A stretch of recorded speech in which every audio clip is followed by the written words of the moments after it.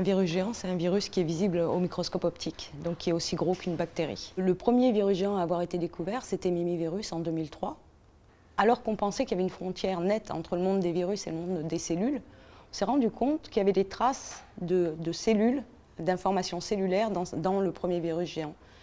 On a eu la chance de trouver ensuite Pandoravirus, qui en fait était déroutant à la fois par la complexité de son génome, puisqu'on avait plus de 2 milliers de gènes dans son génome, mais également par la taille de la particule, qui était encore plus grande que celle de Mimivirus, et par sa forme, qui était absolument pas symétrique, alors on voit toujours les virus comme étant ces entités un peu aliens, symétriques, ce qu'on appelle un icosaèdre avec 20 faces.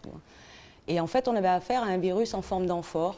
C'est pour ça d'ailleurs qu'on l'avait appelé Pandoravirus, parce qu'on avait vraiment l'impression également d'ouvrir la boîte de Pandore, avec 2000 gènes, dont 90% ne ressemblaient à rien de connu sur Terre.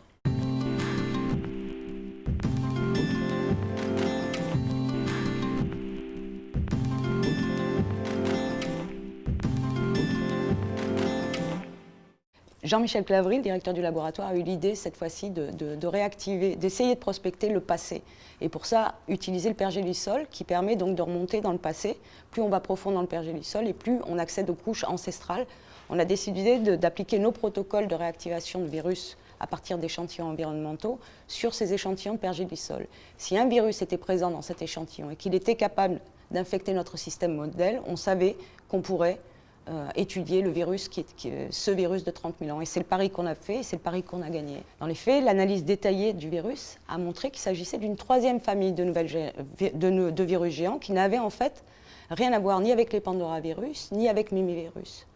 Donc ce virus est lui aussi très complexe. Il est encore plus gros que Pandoravirus, avec près de 1,5 micromètre de taille. Et il a un contenu génomique aussi également très complexe et énormément, 2/3 de gènes qui ne ressemble à rien de connu sur Terre.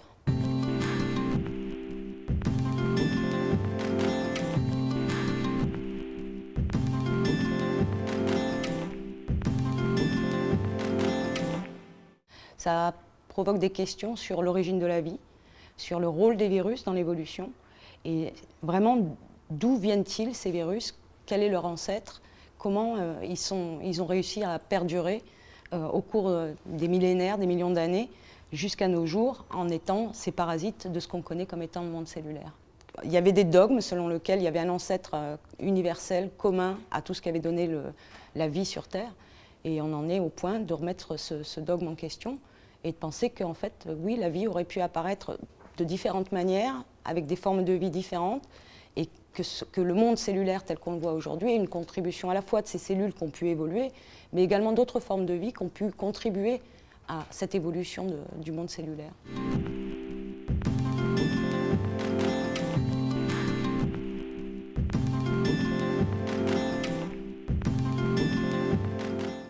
Les virus sur lesquels nous travaillons, les virus géants sur lesquels nous travaillons, ne sont absolument pas infectieux sur l'homme.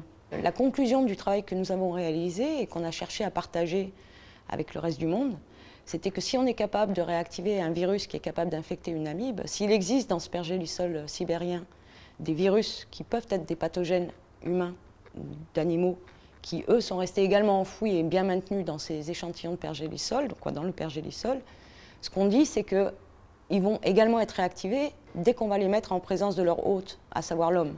Et donc il faut prendre un minimum de précautions. C'est seulement ça qu'on cherche à dire. Si on peut réactiver un pitovirus, un mollivirus, n'importe quel type de virus infectieux sur l'amibe, on peut également réactiver un virus qui soit potentiellement pathogène pour l'homme.